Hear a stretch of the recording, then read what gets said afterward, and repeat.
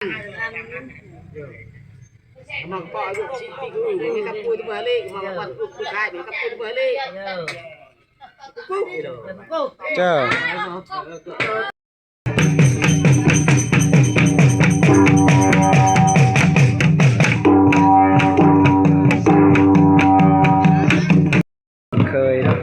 เคยจะตีกองพี่น้อง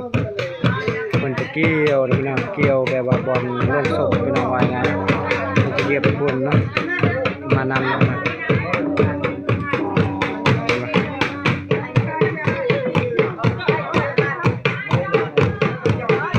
เวลาประมาณตอนนี้เวลา12 โมงกลางคืนเลยพี่น้องบรรยากาศมา12 โมงกลางคืนพี่น้องประมาณนั้นแหละ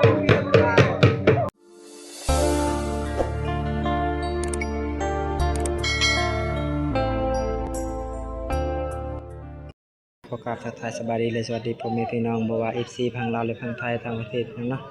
ตอนนี้มาพบกับ2นครสวรรค์แสบพญายแล้วมียังพี่น้องเพราะว่าบางคนหลังจากบางคนไทยแล้วเวทนี้บางคนทายบอลก็คุดคุมเนาะก็คุมไปว่าจะปงศพพี่น้องตอนนี้บางคนทายไปว่าพิธีเรียกว่าอลังการเวลากลางคืนเนาะเพิ่นเฮ็ดหยังได้มีหยังได้เนาะบางคนจะพาให้ท่านผู้ชมได้เบิ่งแล้วก็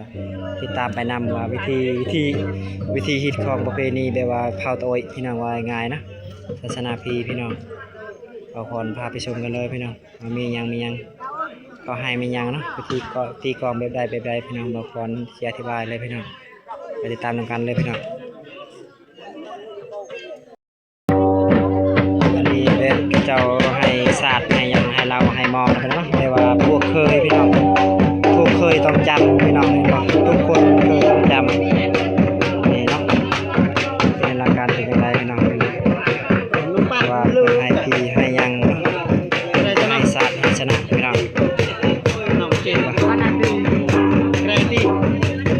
นี่จะเปิดใจมอให้ศาสตร์นะครับ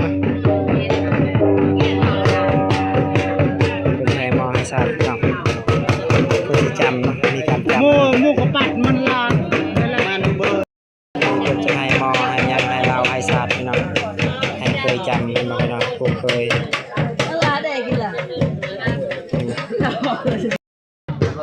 อันนี้จะเป็นการจำพี่น้องห้ามก่อนเป็นจำมีผู้จำเป็นและมีการไต่ถูกไต่เทียนเพราะว่าการเสลียงตัวนึงมันความลงตัวนึงมันง่ายลงตัวมันหับแต่ตัวนี้ว่าง่ายเบิดแต่ว่ามันบ่หับพี่น้องอั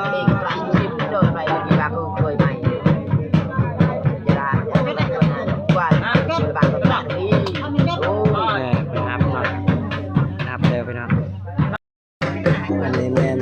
การตอนตีกองพี่น้องเห็นไหมเราตีกองให้ว่าบรรยากาศกลางคืนพี่น้องเราคนไทยในกลางคืนพี่น้องอันนี้แม่นจะเป็นญาติพี่น้องผู้เสียชีวิตของเพิ่นเนาะเพิ่นจะอยู่เวลาเพิ่นสังลาเวลาบุรุษไปส่งปงศพพี่น้องเพิ่นต้องสังลาพี่น้อง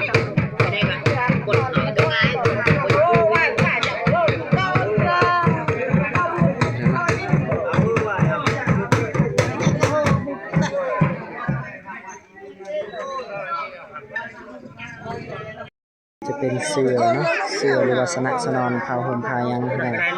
ช่องเสือตรงนี้มัดพี่น้องตรงมีบ่ได้พี่น้องต้องเฮ็ดมัดพี่น้องต้องใส่กระสอบใส่ยังเนาะจะเป็นระเบียบเรียบร้อยพี่น้องมีเต็นท์มีหยังเนาะยามฝนตกเพราะว่ามื้อนี้บรรยากาศมืดครึ้ม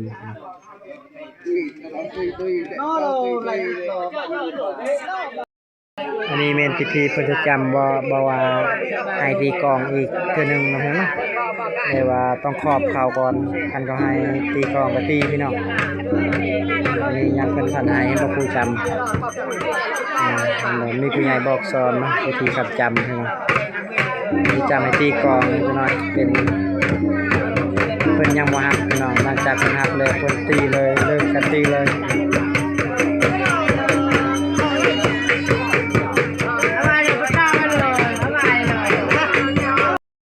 อีกทีนึงนี่บ่คน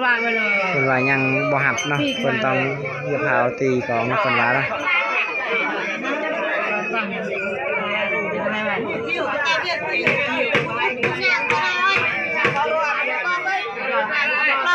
เพิ่นจะจำแบบว่าที่เก่าเนาะที่เก่าเฮ็ดตามขั้นตอนพี่น้องเอาเลยจะจำจำนะ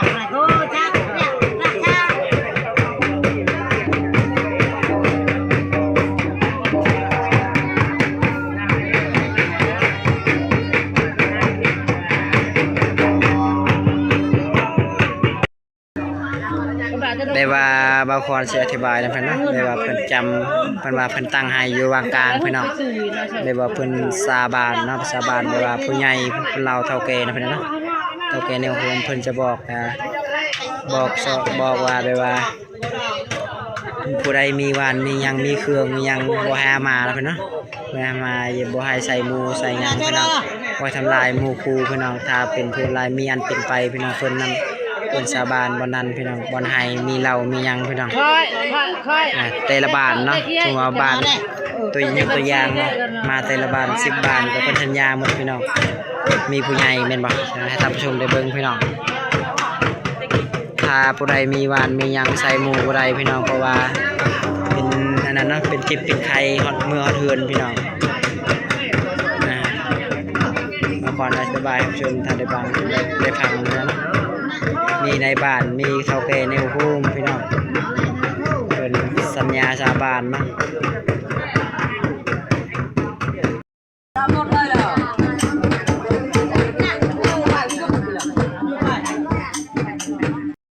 อันนี้เป็น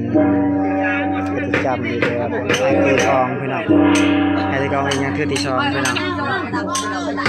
จะตีพี่น้อง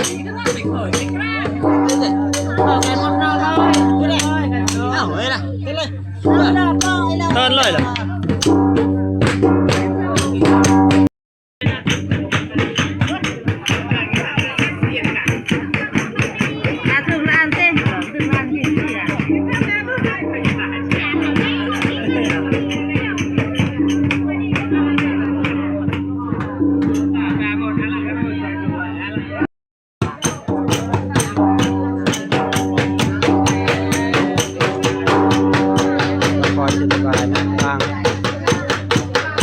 บ้านหรือว่าบางคนเขานำมาตั้งการตีกลองนะครับ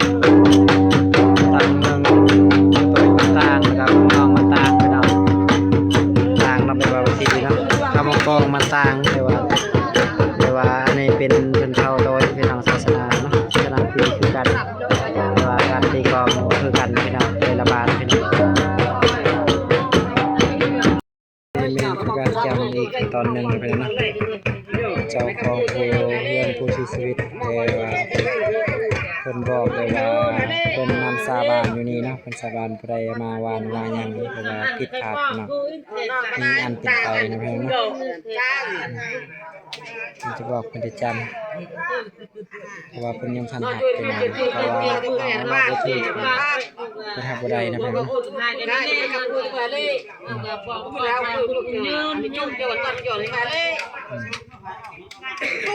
ตะที่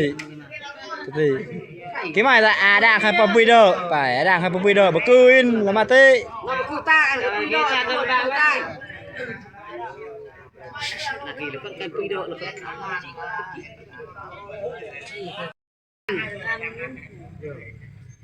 mà bỏ dụng chị bị gửi cái cặp cùi bờ lê mà còn cùi khai bị cặp cùi bờ lê chờ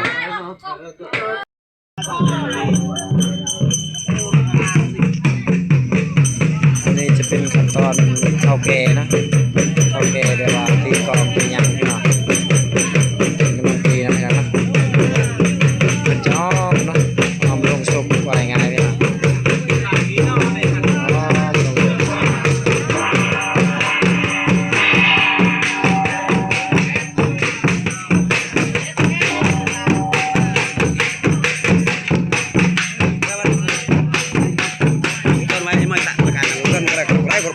Thôi, itu benda ang kenal lah.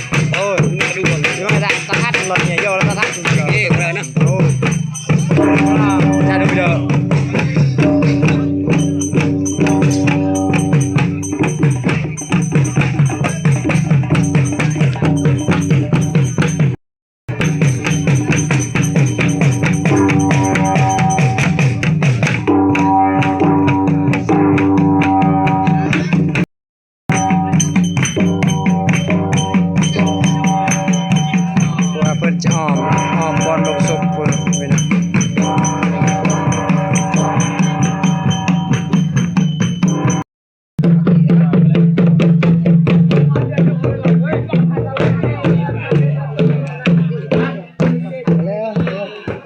ให้ตายเฉยๆเลยนอนลื่นๆเลยตายก่อนเอ้ยตายได้บ่ไอ้บัดเฉยๆให้ตายเฉยๆเบี้ยให้ตายนั่นแล้วนี่จะเป็นการออกขั้นตอนเลยว่ามีผู้ถามเนาะผู้ถามแต่เพราะว่าผู้เสียชีวิตผู้ถามมาแต่เกิดมาเนาะมีอย่างใดเฮ็ดอย่างใดแล้วพี่น้องเป็นทางให้ว่าจะตีก็เป็น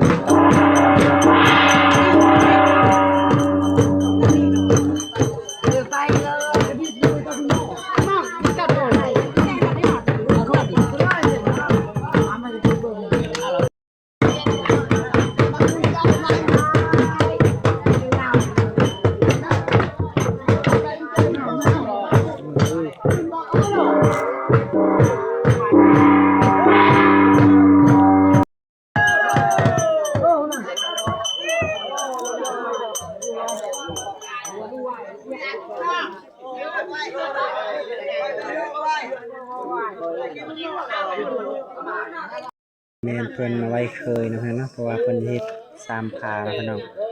แล้วบอลเต็นประมาณ2 พาเนาะเอาไว้เคยแล้วก็มีผู้สาวยินพี่น้องเห็นบ่มีผู้สาวยินพร้อมนะมีสาวยินพร้อมอันนี้ก็จะเป็นแม่นอันนี้ก็เป็นแม่นคือกันพี่น้องเนาะก็มีผู้สาวอีกเนาะพี่น้องเพราะว่าเป็นเคยนะอันนี้บอลเต็นแม่นจะมี3 พาแล้วพี่น้องประมาณนั้นแหละประมาณ3 พานะพี่น้อง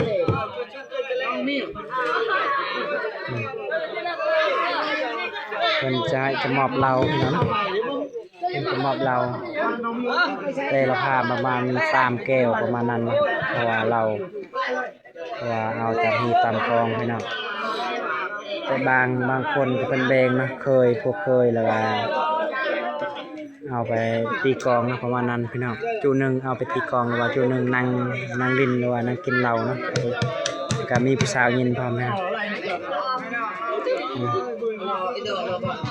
นี่จะเป็นผู้สาวยินนะพี่น้อง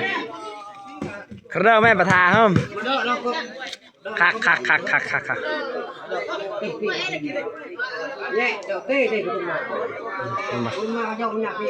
บางเนาะของเองเป็นจุเคยเนาะพวกเคยว่าง่ายพี่น้องเคยว่าง่ายคือแบบว่าทางเจ้าภาพเพื่อนผู้เชียร์นะพี่น้องเนาะเพราะว่าเคยนั้นเอาลูกสาวของเจ้าภาพผู้เชียร์พี่น้องว่าง่ายเองเคยมานั้นเลยพี่น้องแล้วมาเคยเตรียมตีกลองพี่น้อง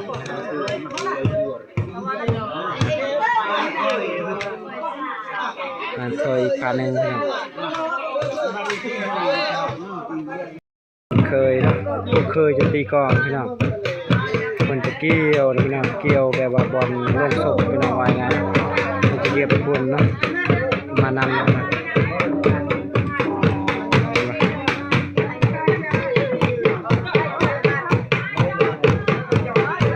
เวลาประมาณตอนนี้เวลาก็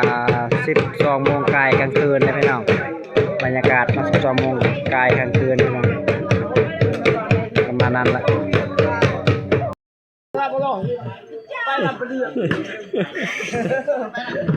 อันนี้เนี่ยเราเพิ่นจะมองเคยนะเพราะว่าเคยมันมี2 ทีมพี่น้อง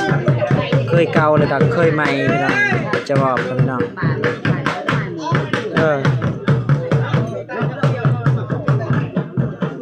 เราเคยพี่น้องถือว่าบางคนปิดคลิปสำนีพี่น้องเนาะเบิ่งแล้วอย่าลืมกดไลค์กดแชร์พี่น้องเพื่อเป็นกำลังใจคลิปต่อไปพี่น้องบ๊ายบายพี่น้องเดี๋ยวบางมื้อบางคนทักทายอีกเนาะ EP ที่ 3พี่น้องอันนี้เป็น EP ที่ 2พี่น้องบ๊ายบายพี่น้อง